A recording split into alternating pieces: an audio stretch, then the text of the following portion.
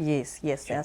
And one of the critical questions, I think we've tried to answer it as well in other modules, but is the rebuttal risk that you're going to face as well as you run your campaign, and will not overemphasize the issue of research and consistency with your messaging, with your questions. But maybe when you run the rebuttal risk, where you know your counterpart is rebutting your facts, your questions, you do not have to be sidetracked by mistargeted rebuttals. So they're going to come, they are fans, they are sympathetics to the status quo, that will try and rebut and give you counter evidence and narratives. So you don't have to be sidetracked. You have to remain consistent as long as you show off your evidence and your research, you have done it thoroughly. And we saw that there was a point in time when our responses, of course, we're looking for answers, but the responses started coming from the ruling party. And we said, of course, we know there's a ruling party, but it's a political party. We want the government position on these issues. We want the government answers. So we managed to clarify our target in terms of responses and where we wanted those responses to come from. So you have to be very sure that at every rebuttal risk that you're going to be at, you have to know where the rebuttal is coming from and whether you want to respond to that rebuttal. But you spend your energy on misdirected rebuttals. So you have to be very clear that you're only going to take seriously rebuttal that is going to come from the government or from your target. Maybe it's the private sector, maybe it's a mining company, maybe it's a local authority, depending with where you're pitching your campaign at. You have to know where your response has to come from, and where rebuttals come, you have to know where you're going to spend your energy in. And I think that is also very important around this discourse. We want to briefly talk about sustaining the campaign. I've had an experience of running different campaigns that I would call, I think, at the beginning I said bubblegum campaigns. They failed to get traction. They failed to run the course. They failed to get the impact that we wanted them to have. They failed to create the narrative, to formulate public opinion. And I think the big thing and the big issue around it was that we never anticipated the cost of running campaigns. With the How Far campaign, one of the big issues in terms of sustaining your campaign is that you have to anticipate the costs. It costs money to run an effective campaign at a national scale.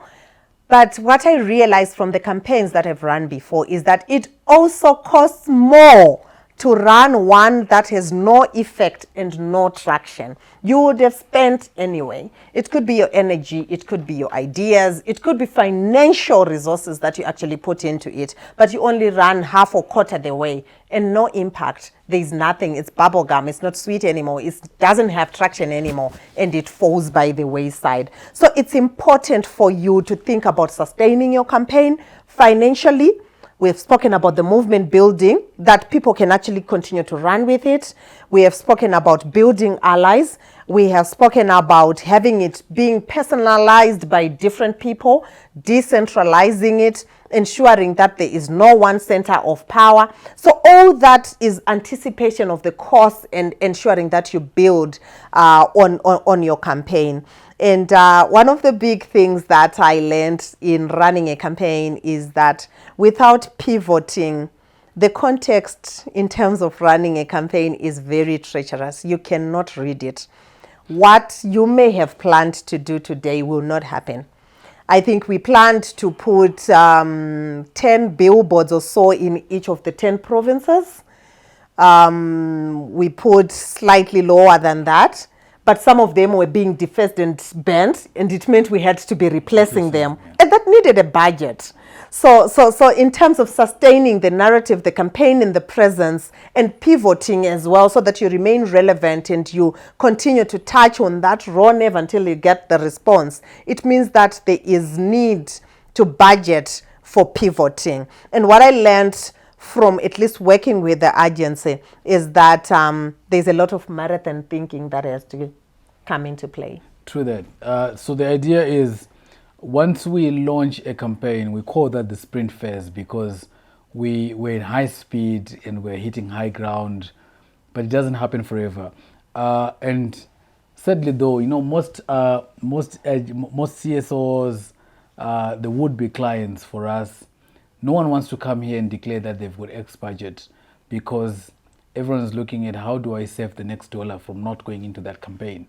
But the idea is, if you understand that you can pivot your campaign at some point, you can change the sprint into a marathon. And once it's a marathon, you know that you're going to execute these activities in segments that are manageable.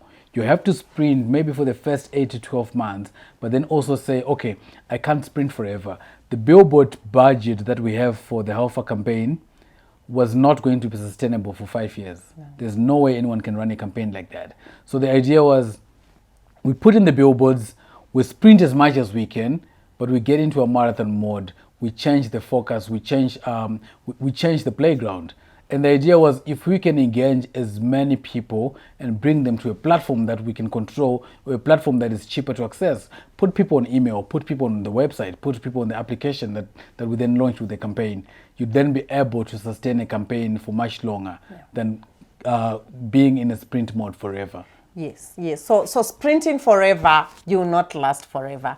So you have to know that we launched Alpha 1.0. We had to launch a Alpha 2.0, which was now focusing more on the digital platforms. We ran a real talk, asking critical questions to policy holders, to solution holders, to policy makers. We ran the info around in 4 minutes. That's a news channel where we wanted to be raising awareness.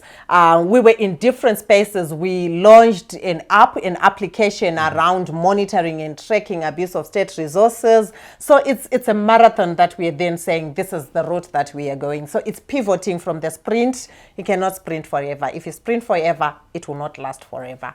That is one of the big lessons that we want to leave with you in running a campaign.